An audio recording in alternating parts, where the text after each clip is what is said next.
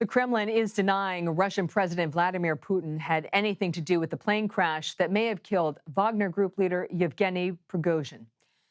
A preliminary U.S. intelligence assessment found an intentional explosion likely caused the plane to go down Wednesday and that Prigozhin was the likely target. Earlier this year, the mercenary chief led a brief rebellion against Putin. Several of Prigozhin's top lieutenants were also listed as passengers on the flight. Joining us now is CBS News chief foreign affairs correspondent and Face the Nation moderator Margaret Brennan.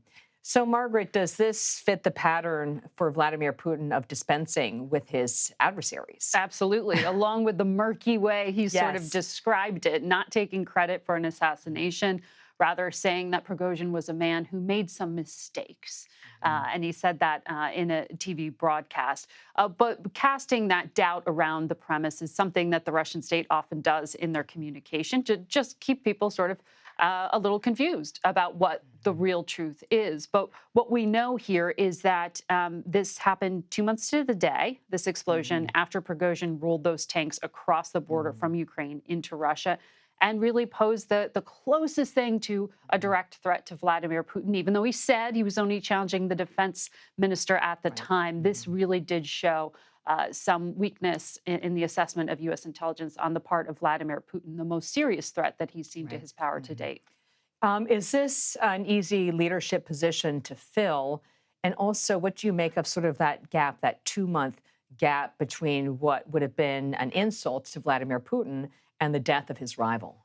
Well, you know, repeatedly, U.S. officials, even the CIA director, have said Putin thinks revenge is the dish best served cold. They thought this was coming and that Putin might be waiting for his moment, saw a slow undercutting of Prigozhin's power. Now, what was stunning to many and hard to decipher was that Vladimir Putin was letting Yevgeny Prigozhin continue to reside in Russia. He was going to Minsk, but he was also living in St. Petersburg. He was allowed to continue to survive and thrive, apparently, for 2 months. But what was also happening during that period of time is that Vladimir Putin was having a tussle over the control over the business that has been Wagner Group. Wagner Group may be just on the radar of Americans because of what happened in Ukraine, but they've been used, as you know, as mercenaries throughout Africa, in the Middle East, and on top of just being hired guns, they go into places and really build up in resource-rich countries. So there's a lot of money at stake for Vladimir Putin here in potentially taking back over that business entity that is Wagner. That's a fascinating point. I just want to kind of drill down a little bit further. So it's not only the security piece that we all know, but it's also this money piece that was extremely attractive to Putin. So for a long time, it sounds like he allowed him to run the business, but then there was a tipping point where he became too much of a challenge to Putin's authority. Well, yes. I mean, he was someone that Vladimir Putin relied on a lot. You know, people referred to him as Putin's chef because of how he came up through a catering business.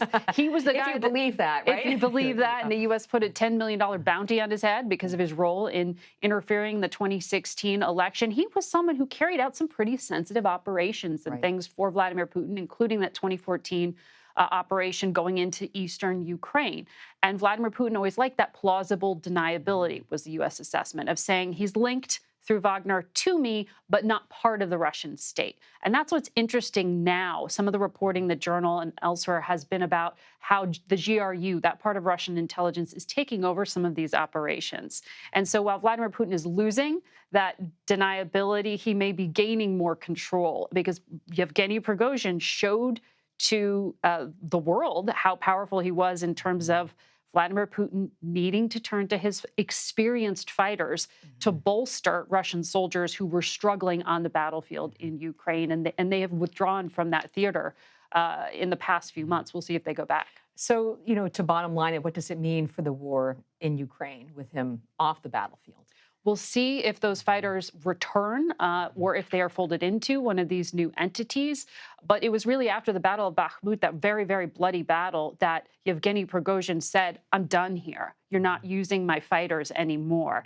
And remember, that was one of the stunning things about his rebellion was he went and broadcast in these telegram messages basically a statement saying the emperor has no clothes, that this was an operation, the special military operation was flawed. He took credit for any victories that Russia had on the battlefield. And so he was really flexing his muscles and saying that this huge operation by Vladimir Putin was really wrong. Yeah, thank you very much for your analysis and for the context, Margaret Brennan.